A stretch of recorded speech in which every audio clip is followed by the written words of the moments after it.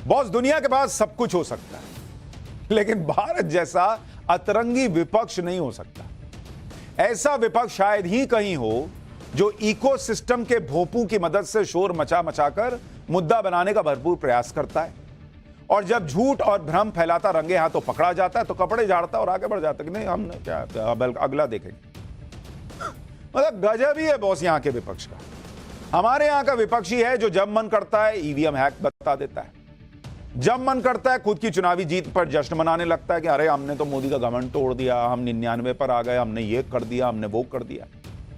जब मन करता है विदेश तक में जाकर बोलाता है कि भारत में तो जुडिशरी और लोकतंत्र बचा नहीं है। जब इनके मन मुताबिक फैसला आ जाए तो कहता है कि जुडिशरी जिंदा है, गजब हो गया, देखिए देखिए मोदी सरकार से सवाल होने चाहिए। मतलब अलग लेवल की पॉलिटिक्स है इन लोगों की। और अब विपक्ष का नया ड्रामा चल रहा है प्रधानमंत्री नरेंद्र मोदी की गणेश उत्सव की आरती पर, जो उन्होंने देश के चीफ जस्टिस डीवाई चंद्रचूड़ के घर पर कर दी। इस देश में आप इफ्तार पार्टियां करिए, बड़े बड़े लोगों को बुलाइए, कोई कुछ नहीं कहेगा, उल्टे आपकी तारीफ करेगा कि वाह क्या गजब का सेकुलरिज्म है।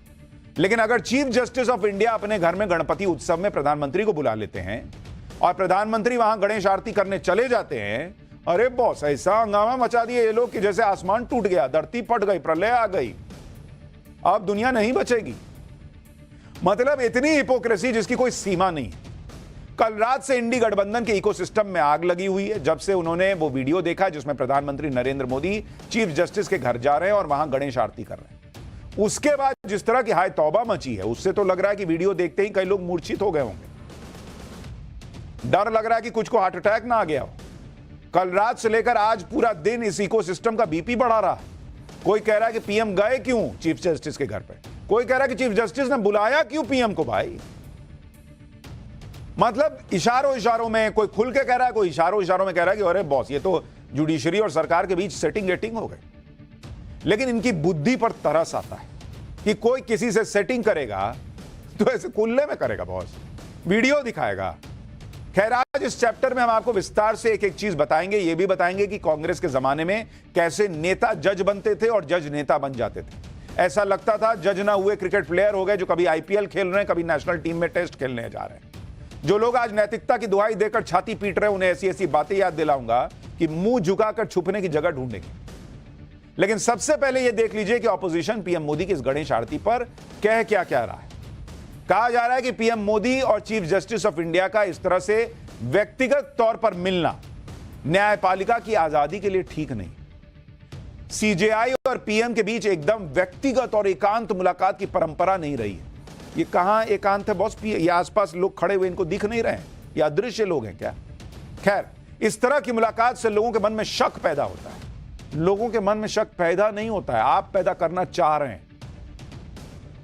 एक बार सुनिए आरजेडी के सांसद मनोज झा क्या कह रहे हैं, फिर आपको बताऊंगा कि किसने सीधे सीजीआई के आचरण पर ही सवाल उठा दिए।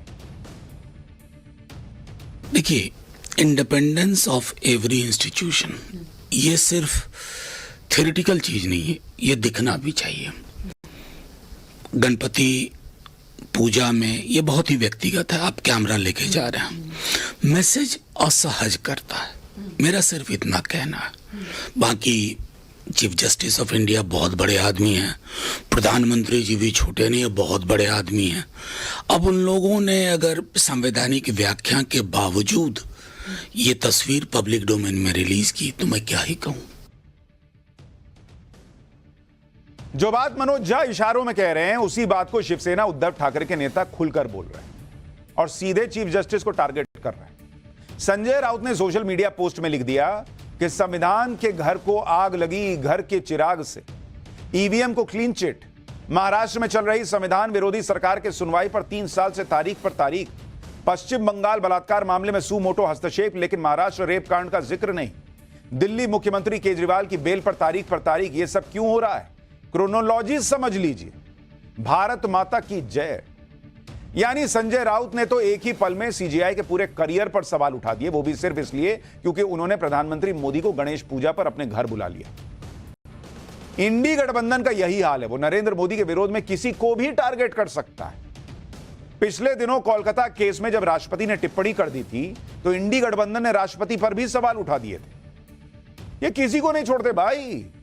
सिर्फ इंडी गठबंधन ही नहीं बल्कि इस मुलाकात से कुछ और लोगों को भी दिक्कत हो रही है। इसमें एक नाम सुप्रीम कोर्ट की सीनियर वकील इंदिरा जयसिंह का है। उन्होंने ट्वीट किया कि भारत के मुख्य न्यायाधीश ने कार्यपालिका और न्यायपालिका के बीच शक्तियों के विभाजन से समझौता कर लिया। सीजेआई की स्वतंत्रता से सारा भरोसा उठ गया है। एससीबीए यानी सुप्रीम कोर्ट बार एसोसिएशन को कार्यपालिका से सीजेआई की स्वतंत्रता से सार्वजनिक रूप से किए गए समझौते की निंदा करनी चाहिए। अभी मैं इतिहास बताऊंगा क्या क्या कॉम्प्रोमाइज हुआ है नहीं हुआ है, तब आपको पता चलेगा कि यह कॉम्प्रोमाइज है भी या नहीं। सुप्रीम कोर्ट के वकील प्रशांत भूषण ने भी सीजेआई के घर पर प्रधानमंत्री के पहुंचने पर सवाल उठाए। उन्होंने ट्वीट किया, यह शॉकिंग है, चौंकाने वाला है कि सीजेआई चंद्रचूड़ ने मोदी को एक प्राइवेट मीटिंग के लिए अपने आवास पर आने की अनुमति दी। यह न्यायपालिका के लिए बहुत बुरा संकेत है, जिस पर कार्यपालिका से नागरिकों के मौलिक अधिकारों की रक्षा करने और यह सुनिश्चित करने की जिम्मेदारी सौंपी गई है कि सरकार संविधान के दायरे में काम करे। इसलिए कार्यपालिका और न्यायपालिका के बीच दूरी, उचित दूरी होनी जरूरी है। यही नहीं, प्रशांत भूषण ने इसको जजों के लिए तय किए गए कोड ऑफ कॉन्डक्ट का भी उल्लंघन बता दिया। जो लोग भी इस मुलाकात का विरोध कर रहे हैं वो बार बार इस बात पर जोर दे रहे हैं कि पीएम मोदी को चीफ जस्टिस के घर पर ऐसे निजी कार्यक्रम में नहीं जाना चाहिए था। ऐसे लोगों को यह समझना चाहिए कि यह कोई निजी कार्यक्रम जैसा नहीं है। गणेश पूजा पर तो कोई भी किसी के घर पर जाता है आरती करने। संविधान में ऐसी मुलाकात पर किसी तरह की कोई मनाही भी नहीं है। और अगर पीएम मोदी और सीजेआई का मकसद पूजा के अलावा कुछ और होता तो फिर इस मुलाकात की तस्वीरें ही सामने नहीं आती। अगर पर्दे के पीछे सरकार और न्यायपालिका की कोई जुगलबंदी करनी थी तो उसके लिए सीधे पीएम मोदी सीजेआई से डील करेंगे कि जाके फोटो खिंचवाएंगे। अच्छा, फोटो नहीं आती तब अलग तमाशा होता कि खबर चल जाती कि अरे पीएम सीजेआई के घर गए थे तो कहते अरे फोटो नहीं आई, देखो लोग छुप के मिल रहे थे। अब फोटो आ गई तो कह रहे हैं फोटो दिखा के कुछ मैसेज दे रहे हैं। मतलब बहुत ही बचकानी किस्म की बात कर रहे हैं। ऊपर से जिन लोगों को राहुल गांधी की उस अमेरिकी सांसद से मुलाकात में कुछ गलत नहीं दिखता, जो सांसद खुले में कश्मीर के मसले पर पाकिस्तान के साथ खड़ी होती है, जिन लोगों को राहुल गांधी की उन बातों से दिक्कत नहीं है जिसके लिए खालिस्तानी पन्नू ताली बजा रहा है राहुल गांधी के लिए, उन लोगों को सार्वजनिक कार्यक्रम में पीएम मोदी और सीजेआई की मुलाकात पर बवाल खड़ा करना है। अच्छा, जो लोग भी ये ज्ञान दे रहे हैं कि प्रधानमंत्री और सीजेआई को आपस में दूरी बनाकर रखनी चाहिए, इस तरह की मुलाकात से बचना चाहिए, उन्हें साल 2009 की ये तस्वीरें दिखाता हूं जब तत्कालीन पीएम मनमोहन सिंह ने अपने घर पर इफ्तार पार्टी दी थी। इस इफ्तार पार्टी में तब के सीजेआई केजी बालाकृष्णन शामिल हुए। तब तो किसी ने छाती नहीं पीटी कि अरे बॉस ये क्या हो गया, अब तो न्यायपालिका से भरोसा उठ गया, अब तो कुछ बचा नहीं। क्यों, ये तब के सीजेआई से मनमोहन सिंह सेटिंग गेटिंग कर रहे हैं क्या? तब किसी ने न्यायपालिका की आजादी को खतरे में नहीं बताया। तब कोई प्रधानमंत्री और सीजेआई को मर्यादा नहीं सिखा रहा था। लेकिन अब सारा ज्ञान नरेंद्र मोदी और सीजेआई की मुलाकात पर निकल रहा है। और तब बीजेपी ने भी सवाल नहीं उठाया था कि सीजेआई क्यों गए मनमोहन सिंह के कार्यक्रम में, इफ्तारी पार्टी में। बॉस, इसीलिए कहता हूं कि कांग्रेस को और राहुल गांधी को कुछ चीजें शायद अगर संभव हो तो बीजेपी से ही सीख लेनी चाहिए। अपने विरोधी से सीखने में बुरा नहीं है कि देश के हित में कुछ मामले हो या देश से जुड़े मामले हो तो उसमें पॉलिटिक्स छोड़ देनी चाहिए। हालांकि बीजेपी भड़की हुई है। बीजेपी कह रही है कि असली दिक्कत गणपति पूजा से है। सुनिए एक बार संबित पात्रा। मुझे आश्चर्य होता है इस बात से कि सुप्रीम कोर्ट के चीफ जस्टिस से अगर देश के प्रधानमंत्री मिलते हैं उस पर आप आपत्ति करते हैं, और वहां अमेरिका जाके इल्हान ओमर से मिलते हैं उस पर आपत्ति नहीं है। शायद यह आपत्ति चीफ जस्टिस ऑफ इंडिया और प्रधानमंत्री के मिलने से नहीं है, यह आपत्ति गणपति पूजा से है। मगर जिस प्रकार से पहले डॉक्टर मनमोहन सिंह बतौर प्रधानमंत्री इफ्तार की पार्टी रखते थे, क्या उसमें चीफ जस्टिस नहीं आते थे? जो लोग आज चीफ जस्टिस पर सवाल उठा रहे हैं वो लोग भूल गए कि ये वही चीफ जस्टिस हैं जिन्होंने ऐसे ऐसे फैसले भी दिए जो सरकार के खिलाफ थे। तब यही लोग ताली ठोक रहे थे। जैसे chief justice of India DY Chandrachud के रहते हुए ही इलेक्टोरल बॉन्ड्स का मामला सुप्रीम कोर्ट में आया और इस पर फैसला आया, और उस फैसले से विरोधियों को सरकार पर सवाल उठाने का मौका मिला। तब नहीं थी सेटिंग गेटिंग। सीजेआई चंद्रचूड़ की अगुवाई वाली 5 जजों की बेंच ने ही मोदी सरकार की इलेक्टोरल बॉन्ड स्कीम को असंवैधानिक करार दिया था। जजों की नियुक्ति, सीजेआई चंद्रचूड़ ने हायर कोर्ट्स में जजों की नियुक्ति के लिए केंद्र सरकार की तरफ से नामों को होल्ड पर रखने की आलोचना की। उन्होंने यह सुनिश्चित किया कि कॉलेजियम की सिफारिशों को सरकार की तरफ से अनिश्चित काल तक रोका ना जाए और चुने गए जजों के नाम को जल्द से जल्द मंजूर किया जाए। सेटिंग गेटिंग होती तो यह होता। सील बंद लिफाफे में जवाब। सीजेआई चंद्रचूड़ की अगुवाई वाली बेंच ने कई मामलों में केंद्र सरकार की तरफ से सील कवर में जवाब दाखिल करने से मना कर दिया। ऐसे मामलों में वन रैंक वन पेंशन और हिंडनबर्ग रिपोर्ट पर हुई सुनवाई भी शामिल है। तब चंद्रचूड़ से इन लोगों को कोई दिक्कत नहीं थी, आज सीजेआई से दिक्कत हो गई। कह रहे हैं केजरीवाल को जो है वो बेल के मामले में सुनवाई जो है वो टल रही है। अब मनीष सिसोदिया को बेल कैसे मिल गई, संजय सिंह को बेल कैसे मिल गई, हेमंत सोरेन को बेल कैसे मिल गई, और वहां तो हाईकोर्ट ने कह दिया भाई कि ये क्या मामला है। तब जुडिशरी ठीक हो जाती है। जब इनके हिसाब से फैसला आए तब न्यायपालिका ठीक है, नहीं तो पब्लिक के मन में डाउट भर दो। बॉस क्या कर रहे हो आप लोग यार, पूरा देश का सिस्टम हिला दोगे क्योंकि नरेंद्र मोदी की कुर्सी हिलानी है। आदमी नहीं होता है कि उसको समझ में नहीं आ रहा कि मेरे घर में लाइट नहीं आ रही तो इधर का तार छेड़ता है, उधर का तार छेड़ता है। बॉस ऐसे करके शॉर्ट सर्किट हो गया, कुछ हो गया तो घर में आग लगती है। इस तरह के फैसले जब आए थे तो लोग चीफ जस्टिस का आज विरोध, जो लोग आज चीफ जस्टिस का विरोध कर रहे हैं वो तब बड़े खुश थे क्योंकि उनके हिसाब से चीजें चल रही थी। पीएम मोदी गणेश पूजा के लिए सीजीआई के आवास पर क्या पहुंच गए, इंडी गठबंधन का पूरा इकोसिस्टम नैरेटिव सेट करने लगा। यह तक कहा जाने लगा कि यह सब रिटायरमेंट के बाद की सेटिंग हो रही है, जबकि सच्चाई यह है कि सीजीआई के रिटायरमेंट में अभी जो वक्त बचा है उसमें थोड़ा टाइम है। और जो लोग कह रहे हैं कि सेटिंग गेटिंग किया, अरे बॉस सेटिंग गेटिंग करने के लिए जो अभी वक्त बचा है, हाँ, उतने में क्या सेटिंग गेटिंग होगी भाई। पदभार संभाला, ये सीजीआई चंद्रचूड़ के बारे में आपको बता रहा हूं। उनका पदभार कब उन्होंने संभाला सीजीआई के तौर पर, 9 नवंबर 9/11/2022 को। और रिटायर कब हो रहे हैं, रिटायर हो रहे हैं 10 नवंबर 2024 को। मतलब ऑलमोस्ट 2 साल, मतलब 2 साल से इनसे कोई सेटिंग गेटिंग नहीं की। अभी 1 महीने पहले गए नरेंद्र मोदी सेटिंग गेटिंग करने के लिए।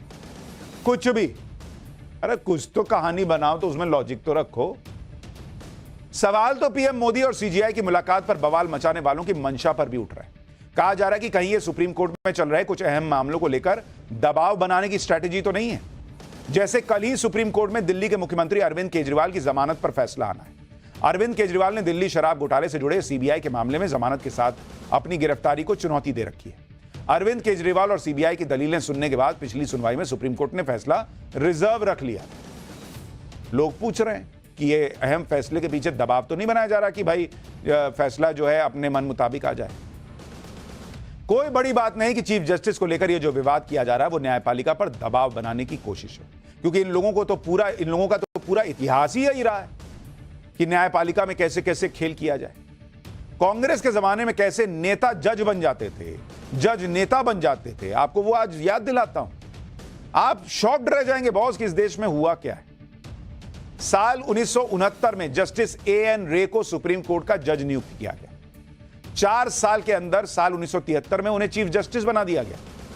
तब ये आरोप लगे थे कि एक केस में सरकार के पक्ष में फैसला देने के अगले ही दिन जस्टिस रे को 3 जजों की वरिष्ठता को नजरअंदाज करते हुए चीफ जस्टिस बनाया गया और इसके विरोध में तीनों वरिष्ठ जजों ने इस्तीफा तक दिया था। यह है इन लोगों का ट्रैक रिकॉर्ड। इसी तरह जस्टिस रंगनाथ मिश्रा का केस देखिए, उन पर कांग्रेस को सिख दंगों में क्लीन चिट देने के आरोप लगे। दंगों की जांच के लिए रंगनाथ मिश्रा कमेटी बनी, तब वो सुप्रीम कोर्ट के जज थे। इसके बाद सितंबर 1990 में जस्टिस मिश्रा को सीजीआई बनाया गया। नवंबर 1991 में वो इस पद से रिटायर हुए। इसके 2 साल बाद सरकार ने राष्ट्रीय मानवाधिकार आयोग का गठन किया। इस आयोग के सबसे पहले अध्यक्ष जस्टिस रंगनाथ मिश्रा को बनाया गया। वो तकरीबन 3 साल इस पद पर बने रहे। इसके 5 साल बाद 1998 में जस्टिस मिश्रा को कांग्रेस ने ओडिशा से राज्यसभा भेज दिया और फिर 2004 में उन्हें राज्यसभा भेजा गया। यह है इनका ट्रैक रिकॉर्ड। इसी तरह जस्टिस वीआर कृष्ण अय्यर साल 1968 में हाईकोर्ट के जज बने। Justice Iyer political party CPI के मेंबर थे और साल 1965 तक एक्टिव पॉलिटिक्स में थे। आरोप है कि पॉलिटिकल कनेक्शन की वजह से जस्टिस अय्यर 5 साल में ही सुप्रीम कोर्ट के जज बन गए, जबकि हाईकोर्ट के जज को सुप्रीम कोर्ट का जज बनने में कम से कम 10 से 15 साल लग जाते हैं। और साल 1987 में जस्टिस वीआर कृष्ण अय्यर ने विपक्ष के संयुक्त उम्मीदवार के तौर पर राष्ट्रपति का चुनाव भी लड़ लिया। यह है इनका ट्रैक रिकॉर्ड। इस देश ने वो वक्त भी देखा जब एक दिन पहले सरकार के पक्ष में फैसला देने वाले जजों को अगले दिन प्रमोशन मिल जाता था, और इस देश ने ऐसा भी हुआ जब सरकार के खिलाफ फैसले देने वाले जजों पर इनडायरेक्ट एक्शन हुआ है। इमरजेंसी के दौरान पूरे देश में 9 हाईकोर्ट्स ऐसे थे जहां के जज ने राष्ट्रीय सुरक्षा के नाम पर अवैध हिरासत को गलत ठहराया। ऐसे फैसलों की वजह से 18 जज जिन्होंने सरकार के खिलाफ फैसले दिए थे, आरोप है कि उनका तबादला कर दिया गया था।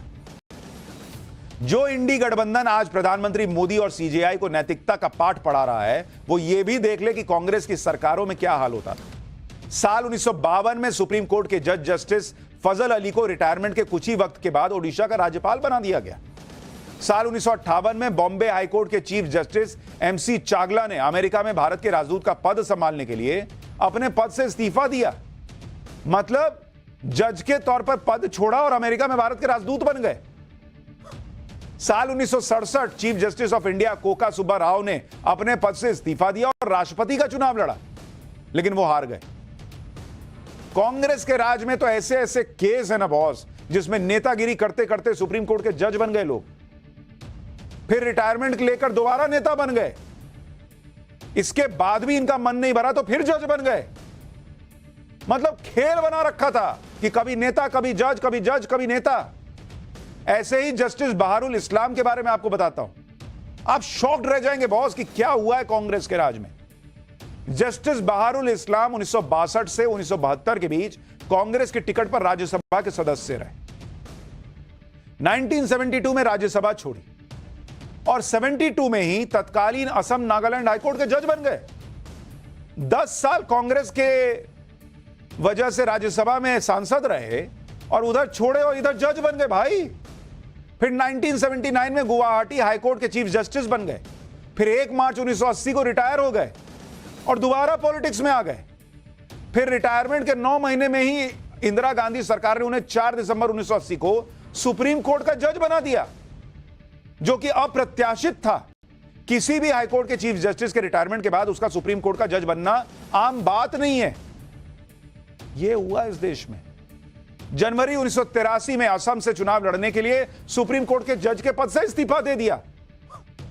इस्तीफे से 4 हफ्ते पहले इन्होंने बिहार के तत्कालीन मुख्यमंत्री और कांग्रेस नेता जगन्नाथ मिश्रा को फर्जीवाड़े और आपराधिक मामले में बरी किया था। जब मन किया सांसद बन गए, जब मन किया जज बन गए, जब मन किया चुनाव लड़ लिया, जब मन किया जज बन गए। यह हुआ है कांग्रेस के राज में। जस्टिस बहारुल इस्लाम जनवरी 1983 में सुप्रीम कोर्ट के जज के पद से रिटायर हुए और उसी साल जून में कांग्रेस ने उन्हें फिर से राज्यसभा भेज दिया। जस्टिस हारुल इस्लाम का यह मामला तो गजब का है और नैतिकता की सभी हदों को पार करने वाला है। और ऐसे लोग, ऐसा इकोसिस्टम एक गणेश आरती पर सवाल खड़े कर रहा है। आज जो लोग पीएम के चीफ जस्टिस के घर जाने को लेकर बवाल मचा रहे हैं, उनकी क्लास सुप्रीम कोर्ट के कुछ बड़े वकीलों ने भी लगा दी। सुप्रीम कोर्ट के इन वकीलों को सुनिए। दोनों व्यक्ति एक कॉन्स्टिट्यूशनल पोस्ट होल्ड करें, उन दोनों को अपनी जिम्मेवारी पता है और पता होनी चाहिए। उन्होंने एक संविधान पे एक ओथ लिया है, एक शपथ ली है, और इसलिए मेरा मानना है कि ये बिना बात कंट्रोवर्सी बनाई जा रही है। दोनों व्यक्ति जानते हैं कि उनकी ड्यूटी क्या है, और इन ऐसी मुलाकातों को जो पब्लिक डोमेन में आ गए, इनसे हमें किसी भी संस्था को बुरा भला नहीं कहना चाहिए। ऑनरेबल प्राइम मिनिस्टर वहां चले गए, पूजा कर लिया, तो इससे सेपरेशन ऑफ पावर का कोई दूर दूर तक कोई रिलेशन नहीं है। इस मीटिंग को सिंपली एक सोशल मीटिंग थी। अगर सेपरेशन ऑफ पावर या किसी डिसीजन को इन्फ्लुएंस करने से रिलेटेड कोई मीटिंग हो तो उसको पब्लिकली नहीं किया जाएगा। लेकिन कुछ लोगों को ये एक मसला मिल गया, हारे हुए लोगों को एक मसाला मिल गया। इसी तरह पूर्व जज और मध्य प्रदेश बार काउंसिल के अध्यक्ष रह चुके जस्टिस विजय चौधरी ने पीएम मोदी और सीजेआई की गणेश पूजा पर हो रही सियासत पर हैरानी जताई। उन्होंने कहा कि सीजेआई और पीएम दोनों की सनातन पर आस्था है, इसलिए इस मुलाकात पर राजनीति नहीं होनी चाहिए। सुनिए एक बार। न्यायाधीश घर पर न्यायाधीश नहीं होता। चंद्रचूड़ का परिवार पहले से ही धार्मिक है और नरेंद्र मोदी के बारे में तो सभी ने पढ़ा है कि उन्होंने हिमालय पर्वत पर जाकर तप किया है। तो इन परिस्थितियों में दोनों आस्थावान लोग हैं, तो मेरी नज़र में अगर वो धार्मिक आयोजन के लिए उनके बंगले पर गए हैं, इसमें कोई बुरी बात नहीं है। ये तो अच्छा है, कम से कम प्रधानमंत्री अपना ईगो छोड़ के वहां गए। यानी कुल मिलाकर चीफ जस्टिस के घर पर पीएम मोदी के जाने पर ऐसा कुछ नहीं हो गया जिसकी वजह से इतना ड्रामा कर रहे हैं, लेकिन यही ड्रामा तो उनकी राजनीति का पार्ट है। आज आप ममता बनर्जी को ही देख लीजिए, बंगाल में जूनियर डॉक्टर्स हड़ताल पर हैं। कोलकाता केस को लेकर वो लगातार ममता बनर्जी पर दबाव बनाए हुए हैं, तो ममता बनर्जी ने भी नया पैंतरा कर दिया, चल दिया। हड़ताल खत्म करवाने के लिए आज सीएम ममता ने डॉक्टर्स को मीटिंग के लिए बुलाया, लेकिन 1 घंटे से ज्यादा वक्त तक ममता बनर्जी मीटिंग पॉइंट पर अफसरों के साथ इंतजार करती रहीं। डॉक्टर मीटिंग के लिए नहीं आए। ये मीटिंग 5 बजे होनी थी। डॉक्टर सचिवालय पर 25 मिनट लेट पहुंचे, लेकिन फिर भी मीटिंग नहीं हो पाई क्योंकि डॉक्टर्स इस बात पर अड़े थे कि मीटिंग की लाइव स्ट्रीमिंग होनी चाहिए, जबकि ममता सरकार का यह तर्क था कि मामला अभी कोर्ट में है, लाइव स्ट्रीमिंग नहीं कर सकते, इसकी वीडियो रिकॉर्डिंग कर देंगे और डॉक्टर्स को वीडियो दे देंगे। इस बात पर पेच फंस गया, दोनों पक्ष झुके नहीं। अंदर सीएम इंतजार करती रही और बाहर डॉक्टर्स भी अड़े रहे। जब मीटिंग नहीं हुई तो ममता बनर्जी ने अपनी नाराजगी जाहिर की। ये वीडियो सार्वजनिक कर दिया कि देखो मैं तो बैठी हूं, यही लोग नहीं आए, खाली कुर्सियां दिखा दी। इस्तीफे तक की पेशकश करके सनसनी मचा दी। ममता बनर्जी ने कह दिया कि वो बंगाल के लोगों के लिए इस्तीफा देने को तैयार हैं, उन्हें किसी पद का लालच नहीं है। वो बंगाल के लोगों से माफी मांगती हैं जो हड़ताल खत्म होने की उम्मीद कर रहे थे। ममता बनर्जी ने कहा कि पिछले 3 दिन से उनकी बेस्ट कोशिशों के बावजूद डॉक्टरों से बात नहीं हो पाई। सुनिए एक बार ममता बनर्जी ने क्या कहा, फिर आपको बताऊंगा कि ममता के इस्तीफे पर डॉक्टर्स क्या बोल रहे हैं। এমনকি নিজে পদত্যাগ করতেও রাজি আছি, আমার মুখ্যমন্ত্রীর পদ চাই না, কিন্তু আমি চাই মানুষ বিচার পাক, তিলোত্তমা বিচার পাক আর সাধারণ মানুষ চিকিৎসা পাক। उधर प्रदर्शन करने वाले डॉक्टर्स का कहना है कि वो बातचीत के लिए तैयार हैं, लेकिन मीटिंग की लाइव स्ट्रीमिंग होनी चाहिए। डॉक्टर्स कह रहे हैं कि उन्होंने कभी ममता बनर्जी का इस्तीफा नहीं मांगा। जूनियर डॉक्टर्स तो कोलकाता के पुलिस कमिश्नर का इस्तीफा मांग रहे हैं। ममता बनर्जी अपना इस्तीफा देने को तैयार हैं, कमिश्नर का इस्तीफा क्यों नहीं लेती हैं? हेल्थ वर्कर्स के लिए ज्यादा सुरक्षा मांग रहे हैं डॉक्टर्स, हेल्थ विभाग के बड़े अफसरों पर एक्शन की मांग कर रहे हैं। कुल मिलाकर डॉक्टर्स की हड़ताल से ममता बनर्जी जिस प्रेशर में है, उस प्रेशर को हटाने के लिए एक नया राजनीतिक खेल खेल दिया कि मैं तो तैयार हूं, देखो यही लोग जो है बात नहीं कर रहे, मैं तो इस्तीफा दे दूंगी, उसके लिए भी तैयार हूं। तो दे दीजिए इस्तीफा, फिर रुक क्या रही है? लेकिन क्या ममता बनर्जी की यह स्ट्रैटेजी काम आएगी, यह बड़ा सवाल है, क्योंकि डॉक्टर्स तभी मानेंगे जब उन्हें कोलकाता केस में एक्शन होता दिखेगा और यह दिखेगा कि वाकई ममता सरकार इस मामले को लेकर सीरियस है। पाठशाला में अब अगली क्लास। एक दिन में 5 लाख करोड़ की कमाई। पीएम मोदी ने तो गजब ही कर दिया बॉस। मोदी ने ऐसा क्या किया कि गांव और कस्बे का आदमी भी लखपति और करोड़पति बन गया? अब इसका चल।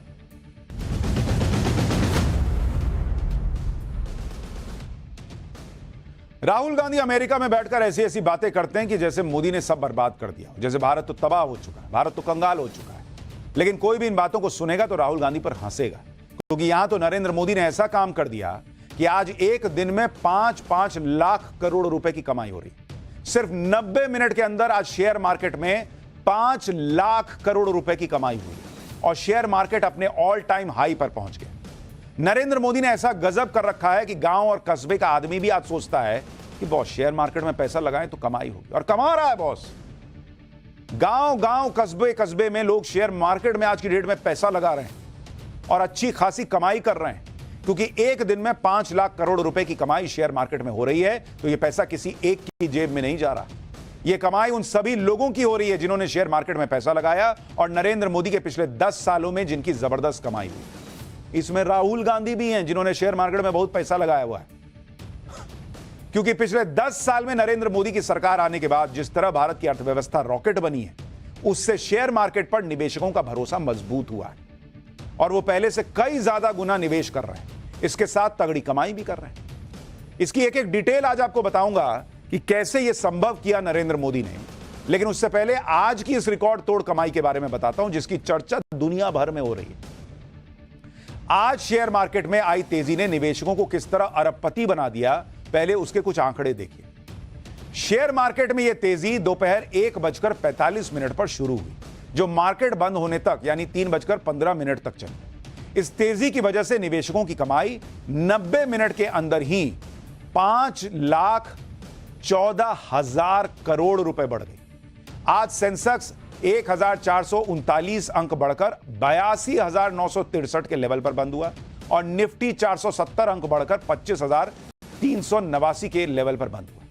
इस तेजी की वजह से जो बीएसई यानी बॉम्बे स्टॉक एक्सचेंज का मार्केट कैप बुधवार को 461 लाख करोड़ रुपए था, आज यानी 12 सितंबर को बढ़कर 465 लाख करोड़ के पार पहुंच गया। आज सबसे ज्यादा तेजी मेटल, आईटी, ऑटो और बैंक शेयर्स में नजर आई। अच्छा, बीते 10 साल से आप भी यही रिकॉर्ड बचता हुआ सुन रहे होंगे कि नरेंद्र मोदी ने देश की इकोनॉमी बर्बाद कर दी। लेकिन मोदी ने देश की इकोनॉमी को कैसे रॉकेट बना रखा है, इसका एक पैरामीटर शेयर बाजार का सेंटीमेंट भी होता है।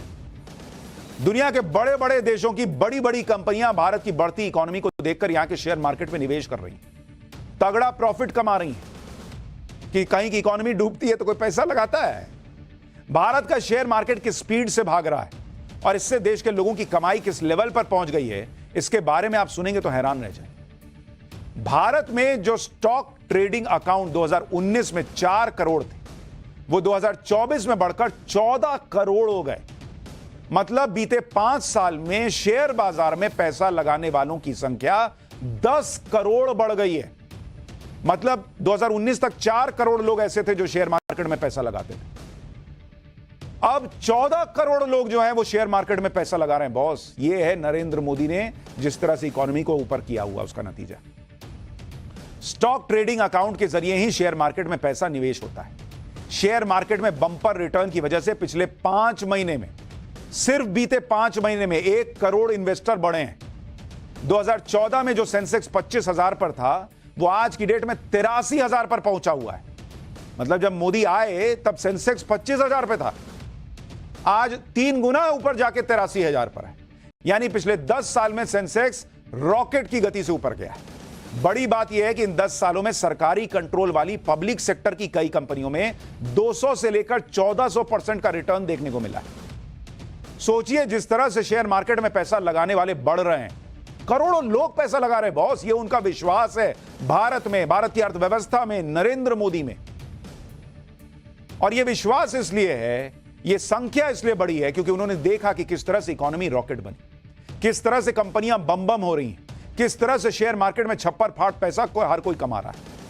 मार्केट में इन्वेस्टमेंट के लिए वैसे कहा जाता है कि रिस्क फैक्टर भी ध्यान रखिए, लेकिन इसके बावजूद लोग पैसा लगा रहे हैं और यह भरोसा दिखाता है कि उनका पैसा डूबेगा नहीं बल्कि और पैसा बना कर देगा। आज की डेट में स्थिति यह है कि हर कोई शेयर मार्केट में पैसा लगा रहा है, हर कोई। बैंक वाले परेशान हैं कि उनके पास एफडी जमा करने वाले कम हो गए हैं, क्योंकि सब देख रहे हैं कि शेयर मार्केट में पैसा बन रहा है।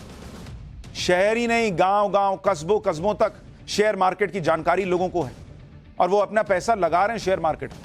कोई डायरेक्ट लगा रहा है, कोई कहता है कि एसआईपी करा लो, यानी सिस्टमैटिक इन्वेस्टमेंट प्लान। जो डायरेक्ट शेयर नहीं खरीद रहे हैं या खरीद नहीं सकते, वो एसआईपी करवा लेते हैं। पिछले 10 साल में म्यूचुअल फंड में आने वाला पैसा आप देख लीजिए कैसे बढ़ गया है। मतलब म्यूचुअल फंड मतलब आप किसी दूसरे को, कंपनी को पैसा देते, यार तुम देख लो कौन कौन शेयर बढ़ेगा, तुम पैसा लगा दो। म्यूचुअल फंड इंडस्ट्री जो है, म्यूचुअल फंड इंडस्ट्री, जरा इसके आंकड़े देखिए कि देश कैसे आगे बढ़ रहा है। 2014 में जो म्यूचुअल फंड की इंडस्ट्री थी वो थी 10 लाख करोड़ रुपए की। मतलब लोगों ने अपना 10 लाख करोड़ रुपया लगा रखा था। बड़ी बड़ी कंपनियों के म्यूचुअल फंड होते हैं, उसमें लगा रखा था कि तुम ही यार ढंग से देख लो और तुम पैसा लगा दो और हमको पैसा कमा के दे दो। 10 साल में, अभी आप सुनेंगे तो शॉक्ड रह जाएंगे, यही म्यूचुअल फंड का जो मार्केट है वो आज की डेट में 66 लाख करोड़ का हो चुका है। बॉस, 10 साल में 56 लाख करोड़ का जंप है। इतना पैसा पब्लिक लगा रही है म्यूचुअल फंड में। बहुत से लोग ये कहते हैं कि पैसा किस्मत से आता है, लेकिन भारत के शेयर मार्केट को लेकर दुनिया भर की रिसर्च कहती है कि पिछले 10 साल में मोदी सरकार की नीतियों की वजह से पैसा बरस रहा है। आपको यह भी बताऊंगा कि पीएम मोदी ने ऐसा क्या किया कि सेंसेक्स 3 गुना से ऊपर पहुंच गया, और यह काम पिछली सरकारें नहीं कर पाई। लेकिन पहले देखिए कि मोदी राज में जो हो रहा है वो कैसे बीते कई सालों में नहीं हुआ था। पीएम मोदी ने कैसे इकोनॉमी को जो बूस्ट दिया, उससे सेंसेक्स रॉकेट बना हुआ है। भाई, सेंसेक्स की शुरुआत कब हुई? 1986 में सेंसेक्स शुरू हुआ। 4 साल में सेंसेक्स 1990 तक 1000 के लेवल पे पहुंचा। इसके बाद 2006 में सेंसेक्स बढ़ते बढ़ते 10,000 के पार चला गया। यानी अगर आप देखिएगा 1,000 से 10,000 होने में सेंसेक्स को 16 साल लग गए। इसके बाद 2014 आया, तब तक सेंसेक्स 20,000 के पार पहुंचा था। यानी 10,000 से 20,000 पहुंचने में सेंसेक्स को 8 साल लगे। यहां से नरेंद्र मोदी ने देश की गाड़ी संभाली कि हटो मैं चलाऊंगा, गाड़ी तेरा दोस्त चलाएगा। लेकिन 2014 के बाद नरेंद्र मोदी ने गाड़ी नहीं चलाई, उन्होंने रॉकेट बना दिया इसको। उन्होंने कहा मैं पायलट हूं भाई, मैं गाड़ी चलाने आया हूं, मैं उड़ाऊंगा इसको। 2019 आते आते जो सेंसेक्स 20,000 के पार पहुंचा हुआ था, वो 2019 आते आते 40,000 पार कर गया। 5 साल में डबल कूदते हुए भाग रहा है। इसके बाद 2021 में सेंसेक्स 60,000 के पार चला गया, जबकि इसके बीच में कोरोना आया। यानी 2 साल में फिर बम पड़ जम, और अब 2024 में सेंसेक्स 80,000 के पार पहुंच गया। यानी 3 साल में रिकॉर्ड स्तर। मतलब पिछली सरकार को जो काम करने में 28 साल लगे, वो पीएम मोदी के दौर में पिछली बार में 5 साल और दूसरी बार में 2 साल में हो गया। 2014 तक एक समय ऐसा था जब लोगों को 15% रिटर्न भी मिल जाता ना, तो कहते अरे यार राजा हूं मैं, शेयर मार्केट से 15% रिटर्न मिल गया। क्योंकि बैंकों में तो औसतन 7 से 8% का रिटर्न मिलता था एफडी वगैरह कराने में। आज की डेट में लोगों को 100% तक का रिटर्न मिल रहा है। उसके बाद भी लोग ये कहते हैं कि अरे यार ये शेयर मिस हो गया, इसमें तो 1000% का रिटर्न मिल जाता। ऐसे लोग बात करते हैं भाई। फोर्ब्स का आंकड़ा यह है कि एक साल में अगर आप देखेंगे, ये फोर्ब्स का आंकड़ा बता रहा हूं कि बैंकिंग और फाइनेंस सेक्टर, बैंकिंग और फाइनेंस सेक्टर जो है, इसमें अगर आप देखेंगे औसत रिटर्न जो मिला है लोगों को कि भाई 100 रुपया लगाया तो उसमें 42 रुपया कमाया, 42.5 रुपया, 42.5% का सालाना रिटर्न मिल रहा है बॉस। सालाना 42.5%। एफडी कराइएगा बैंक में 7%, शेयर मार्केट में लोग लगा रहे हैं 42%। अब आपको पिछले 10 साल में आए इस बदलाव के कुछ कारण बताता हूं। दुनिया भर में फाइनेंस सेक्टर में रिसर्च करने वाली सबसे बड़ी कंपनी में से एक है जेपी मॉर्गन। वो जेपी मॉर्गन बता रही है कि भारत में डिजिटलाइजेशन की वजह से बैंकिंग सिस्टम बहुत आसान हो गया। जो लोग नरेंद्र मोदी का मजाक उड़ाते थे कि डिजिटल इंडिया बना रहे हैं, डिजिटल इंडिया बना रहे हैं, क्या होगा इससे, उसी ने बैंकिंग सिस्टम आसान किया। इसके अलावा 2018 के बाद बैंकों का एनपीए भी कम हुआ, तो बैंकिंग सेक्टर का शेयर एकदम धुआं करके ऊपर चला गया धप से। पीएम मोदी के आने के बाद सरकारी कंपनियों की हालत में सुधार हुआ। इस वजह से पब्लिक सेक्टर के शेयर रॉकेट बने हुए हैं। नरेंद्र मोदी के कार्यकाल में स्मॉल कैप के शेयर ने जबरदस्त तेजी दिखाई। स्मॉल कैप का मतलब होता है कम पूंजी वाली कंपनियां। यानी लोगों को लगा कि यार कम पूंजी की कंपनी है, लेकिन चूंकि सरकार पीएलआई दे रही है, सरकार मदद दे रही है, लोन देने में मदद कर रही है, यह कंपनी ऊपर जाएगी। उसमें पैसा लगाया, कंपनी ऊपर, मुनाफा ऊपर। यहां कैप का मतलब कैपिटल यानी पूंजी होता है। यानी जिन कंपनियों में 5,000 करोड़ रुपए से कम कैपिटल लगी होती है उसे स्मॉल कैप शेयर कहते हैं। इन स्मॉल कैप की कई कंपनियों के शेयरों में 48,000% की तेजी आई है, 48,000%। इसके अलावा पिछले 10 साल में मिड कैप सेक्टर के 78 शेयरों ने लगभग 13,000% का रिटर्न दिया। मिड कैप कंपनियां वो होती हैं जो 20,000 करोड़ रुपए से कम के कैपिटल में लगी हुई होती। पिछले 10 सालों में शेयर मार्केट की पहुंच आम लोगों तक डायरेक्ट हुई है, इससे मार्केट में निवेश बढ़ा है। इस दौरान शेयर मार्केट को लेकर आम लोगों की जानकारी भी बेहतर हुई है।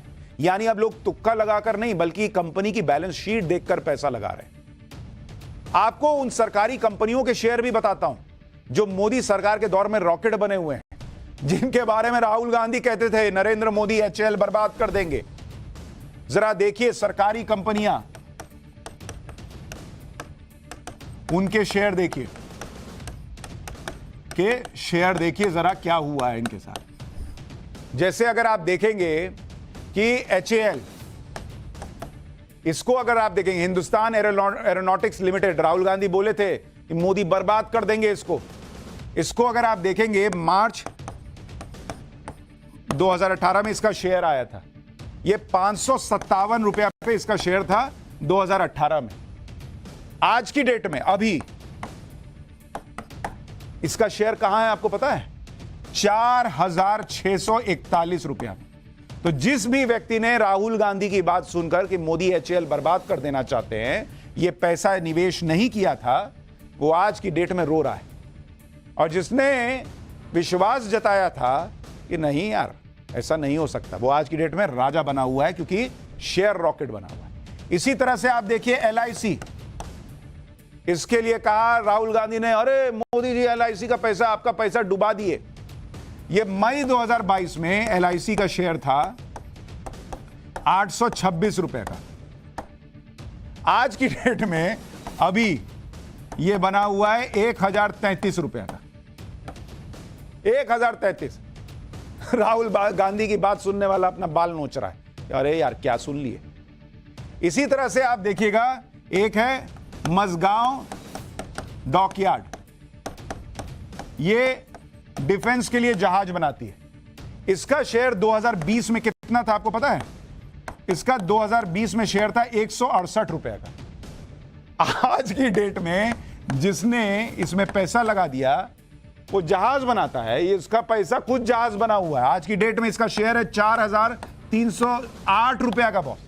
4,308, 168 रुपए का शेयर। ये हालत है।